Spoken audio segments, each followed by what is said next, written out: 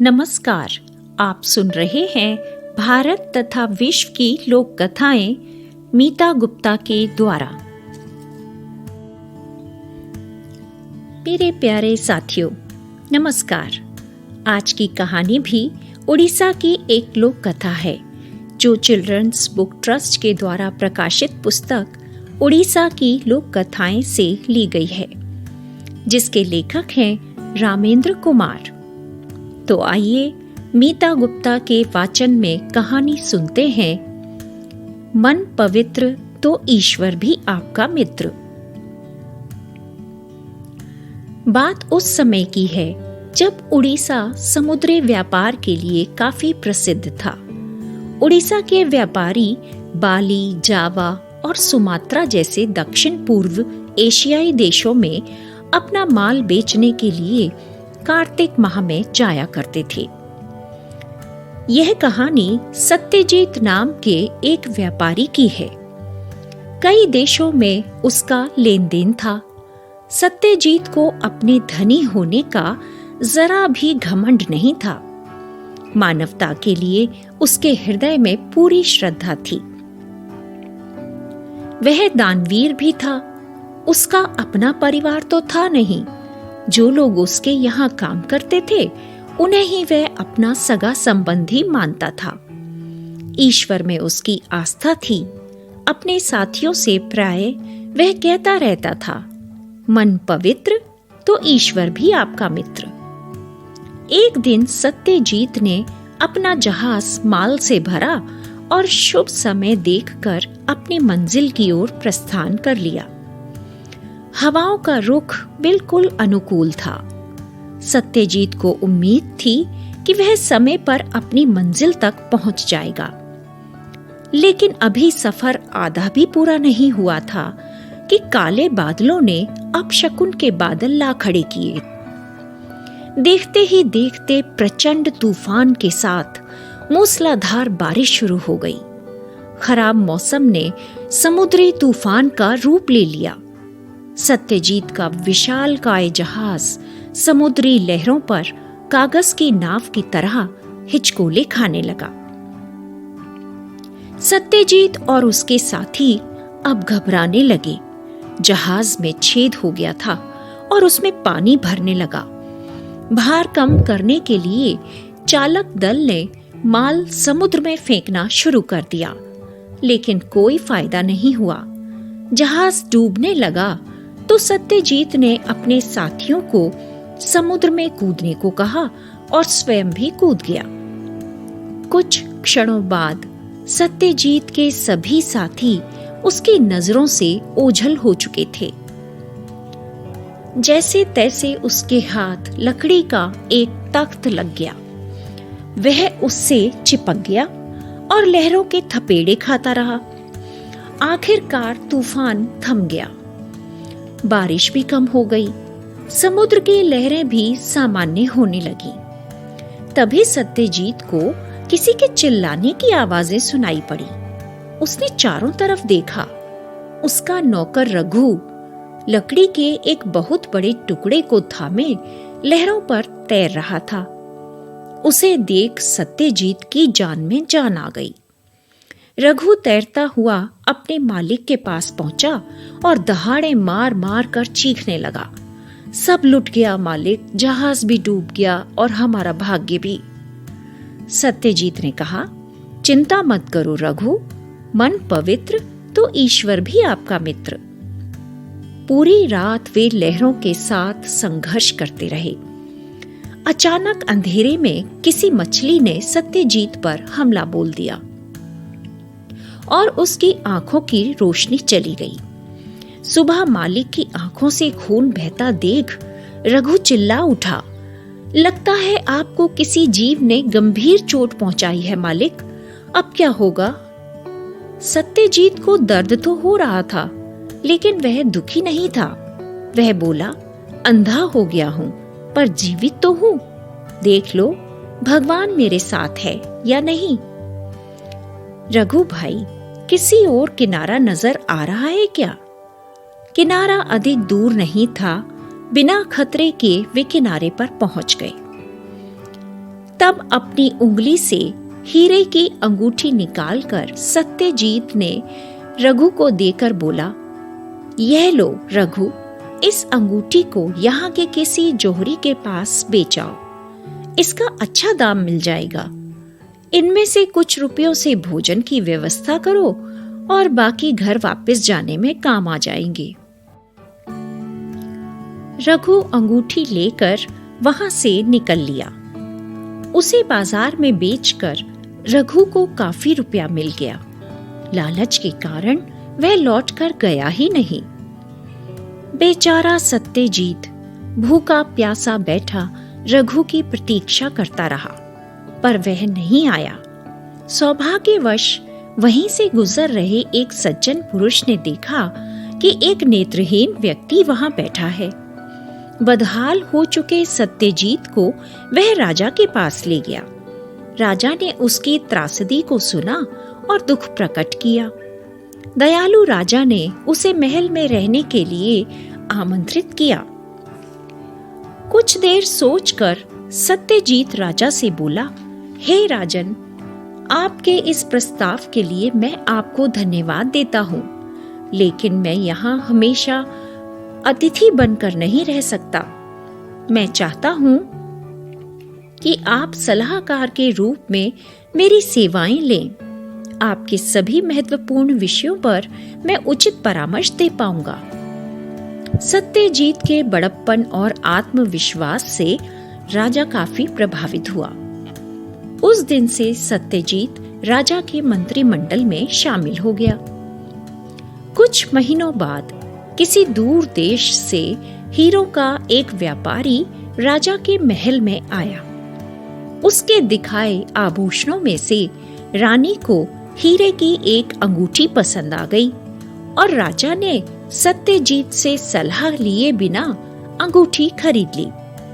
सत्यजीत को जब इस बारे में पता चला तो वह राजा के पास जाकर बोला, आपने अपना वचन नहीं निभाया, मैं अब यहाँ नहीं रुक पाऊंगा। राजा ने इसके लिए क्षमा मांगी और सत्यजीत को अंगूठी थमाते हुए वह बोला, यह रही अंगूठी, अब जरा देखो, बताओ कैसी है। हीरे को परखने के लिए सत्यजीत को आंखों की जरूरत नहीं थी। उसने अंगूठी पर अपनी उंगलियां फेरी और चिल्लाया, यह तो नकली है, आप चाहो तो इसे किसी विश्वसनीय जोहरी को दिखा लो। जोहरी को बुलवाया गया। उसने भी अंगूठी और उस पर लगे हीरे देखे और बताया कि इनका कोई मोल नहीं, ये तो पत्थर हैं। तब सत्यजीत को धन्यवाद देते हुए राजा बोला, आज के बाद मुझसे ऐसी गलती नहीं होगी, मैं तुमसे सलाह लेना कभी नहीं भूलूंगा। कुछ दिनों के बाद एक युवक को दरबार में पेश किया गया। लंबा चौड़ा शरीर, हृष्ट पुष्ट पहलवान और योद्धाओं जैसी उसकी चाल थी। राजा ने पूछा, कौन हो तुम और क्या चाहते हो? वह व्यक्ति कहने लगा, मेरा नाम उग्र है, मैं आपके सबसे बड़े शत्रु राजा विभूति के राज्य से हूँ। मैंने विभूति की सेना के प्रमुख पद पर 10 वर्षों तक काम किया। फिर एक दिन मैंने उसके सामने आपकी प्रशंसा करने की गलती कर दी। इस पर क्रोधित होकर विभूति ने मुझे निकाल बाहर कर दिया। अब मैं जाता तो कहाँ जाता, इसलिए मैं आपकी शरण में आया हूँ। राजा ने पूछा, मुझसे क्या चाहते हो? उस युवक ने कहा, मैं आप जैसे महान शासक की सेवा करना चाहता हूँ। राजा ने सत्यजीत से पूछा, हाँ सत्यजीत, तुम्हारा क्या कहना है? सत्यजीत ने कहा, 1 दशक तक राजा विभूति के यहाँ एक उच्च पद पर काम करने के बाद भी अगर यह युवक उसके साथ विश्वासघात कर सकता है तो यह किसी को भी धोखा दे सकता है। राजा ने उग्र का प्रस्ताव अस्वीकार करके उसे विदा कर दिया। लेकिन सुबह होते ही राजा ने सत्यजीत को बुलवा भेजा और उससे कहा, मित्र, मैं किन शब्दों में आपका धन्यवाद करूं? सत्यजीत को गले लगाकर वह बोला। सत्यजीत ने पूछा, क्या हुआ महाराज? तो राजा ने बताया, कल रात सुरक्षा कर्मियों ने मेरे कमरे में घुस रहे एक व्यक्ति को धर दबोचा। वह व्यक्ति उग्र था। उसने बाद में स्वीकारा कि मेरी हत्या करने के लिए उसे दुष्ट विभूति ने ही भेजा था। अच्छा हुआ जो तुमने इसे यहाँ ना रखने की सलाह दी। इस घटना के बाद राजा सत्यजीत का आभारी हो गया। उसने सत्यजीत को सुविधा संपन्न घर और ढेर सारा धन दिया। अब क्योंकि जमा करना सत्यजीत के व्यवहार में नहीं था, वह सादा जीवन जीता और अपना सारा धन पुण्यार्थ कार्यों में खर्च कर देता था। एक दिन सत्यजीत निर्धनों को भोजन करा रहा था। तभी उसे एक परिचित सी आवाज सुनाई दी। उस व्यक्ति का हाथ पकड़कर वह बोला, रघु तुम? रघु ने हिचकिचाहट से कहा, जी मालिक। सत्यजीत ने पूछा, क्या हुआ तुम्हें? तुम्हारी यह हालत कैसे हुई? रघु ने अपना सारा हाल कह सुनाया। अपनी हालत क्या बताऊं मालिक? आज आपको यहाँ देख रहा हूं तो आपके वे शब्द स्मरण हो आए कि मन पवित्र तो ईश्वर भी आपका मित्र। मालिक, आप सच में देवता हो और मुझे देखिए, आपके साथ रहकर भी मैं उन मूल्यों को आत्मसात नहीं कर पाया। मैंने आपको धोखा दिया, तभी मेरा ये हाल है। आपसे क्षमा याचना करने का साहस भी नहीं है मुझ में। चोरी के आरोप में आप मुझे काल कोठरी में भिजवा दीजिए। सत्यजीत ने कहा, रघु तुम अपने पापों का प्रायश्चित कर चुके हो। सत्यजीत रघु को घर ले गया। उसके हाथों में एक पोटली पकड़ाते हुए वह बोला, ये लो रघु, अपना काम शुरू करो। निष्कपट भाव से खूब परिश्रम करो और मेरी उस बात को हमेशा ध्यान में रखना। रघु विनम्रता से बोला, कभी नहीं भूलूंगा मालिक। सत्यजीत के पांव छूकर वह निकल पड़ा। 2 वर्ष बीत गए। एक दिन सत्यजीत अपने घर में बैठा पूजा पाठ कर रहा था। तभी एक आवाज उसके कानों में गूंजी, मालिक कहाँ हैं आप? देखिए मैं आपके लिए क्या लाया हूं। सत्यजीत हैरान होते हुए बोला, अरे रघु, तुम कहाँ थे इतने दिन? रघु ने कहा, मालिक मैं आपके हर प्रश्न का उत्तर दूंगा, पहले आप लेट जाइए। तब रघु ने सत्यजीत की आंखों में हरे रंग की एक औषधि की 3-3 बूंदें डाली।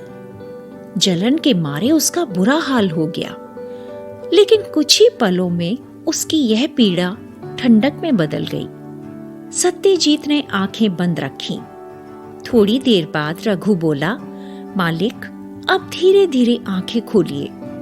सत्यजीत ने जैसे ही अपनी आंखें खोली, वह चिल्ला उठा। वह रघु को, अपने कमरे को, अपने घर को, सबको देख पा रहा था। अपनी आंखें मलते हुए वह बोला, मैं सपना तो नहीं देख रहा। मेरी आंखों की रोशनी लौट आई है। कहां से ले आए ये जादुई औषधि? रघु ने बताया, आपकी दी हुई राशि से मैंने अपना एक छोटा सा व्यापार शुरू किया। एक व्यापारिक यात्रा के दौरान मुझे एक सज्जन व्यक्ति मिला जो जड़ी बूटियों से औषधि बनाने में निपुण था। उसकी बनाई हुई औषधियां कई असाध्य रोगों में कारगर हैं। यह औषधि मैं उसी से लेकर आया हूँ। खुशी के मारे सत्यजीत ने रघु को गले से लगा लिया और आशीर्वाद दिया, ईश्वर सदा तुम्हारे साथ रहें।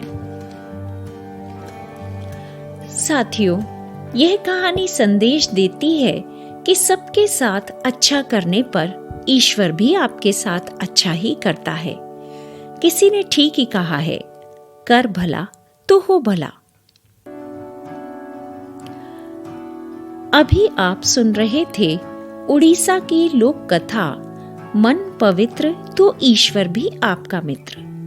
अगर इस कहानी ने आपका दिल छुआ हो तो इसे लाइक और शेयर कीजिएगा और फॉलो बटन दबाकर मेरा पॉडकास्ट फॉलो और सब्सक्राइब जरूर करें। धन्यवाद।